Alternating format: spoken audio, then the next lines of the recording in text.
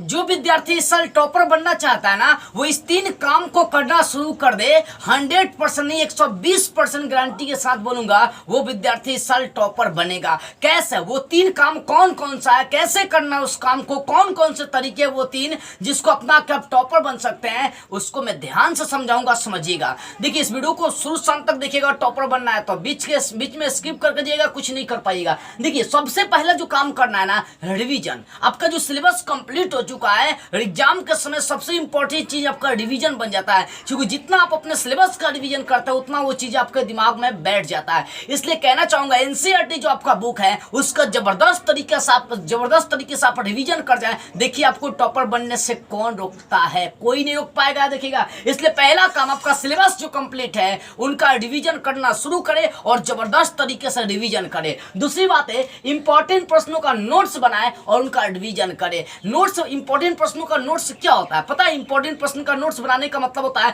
कि 100% अगर 100 को इंपॉर्टेंट बना दिए ना, तो उसमें से 80 को, 90 को, 60 को, 70 को लड़ ही जाएंगे। आप देखिएगा, इसलिए इंपॉर्टेंट प्रश्न का जो नोट्स आप खुद से बनाए हैं, जो टीचर्स आपको बनाकर दिया ना, उन पर आपको फोकस करना है, उनका रिवीजन करना है। तो पहला काम, अपने सिलेबस का जबरदस्त तरीके से रिवीजन करिए। दूसरा काम, जो इंपॉर्टेंट प्रश्न का आपके पास नोट्स आया है, जो खुद से बनाए, जो टीचर से लिए, उनका जबरदस्त तरीके से क्या करना है? रिवीजन करना है। ठीक है। उसका तीसरी बात है, अपनी राइटिंग पर फोकस करना है। क्योंकि सोचिए, अगर रिवीजन भी कंप्लीट है, नोट्स भी आपका इंपॉर्टेंट कंप्लीट है, लेकिन अगर राइटिंग अच्छी नहीं होगी तो नंबर नहीं आ पाएंगे। इसलिए अपनी राइटिंग को जितना ज्यादा हो सके, जितना ज्यादा मात्रा में सुंदर करने की कोशिश करे तो करिए। ठीक है ना? जितनी राइटिंग सुंदर होगी उतने अच्छे आपके एग्जाम में नंबर आने वाले हैं। उसके बाद राइटिंग स्पीड, आपका राइटिंग भी सुंदर है लेकिन लिखने का स्पीड नहीं है, कुछ नहीं कर पाएंगे। अब एक ही प्रश्न को आप आधे घंटे लिखेंगे, 30 मिनट लिखेंगे, 15 मिनट लिखेंगे, तो कुछ कर पाएंगे? नहीं कर पाएंगे। इसलिए बाबू, इस बात का ध्यान रहे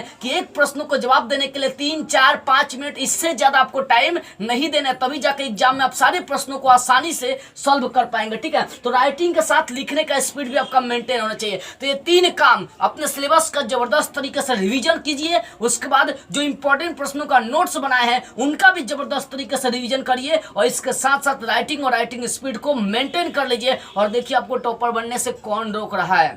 देखो, ये टॉपर बनने के 3 ही तरीके हैं, और इस तीनों तरीका को जो अपना लिया ना, वो इस साल का टॉपर बनेगा तो बनेगा। हाँ, एक और बात मैं कहना चाहूंगा, जिन जिन बच्चों को इंपॉर्टेंट प्रश्नों का क्लास 10 या क्लास 12 का पीडीएफ लेना है, तो स्क्रीन पर मेरा व्हाट्सअप नंबर होगा, यहाँ से संपर्क कर सकते हैं। लेकिन ध्यान इस बात का रहे कि कॉल नहीं करना है, ओनली व्हाट्सअप पर मैसेज करना, तभी आपको पीडीएफ दिए जाएंगे। जय हिंद।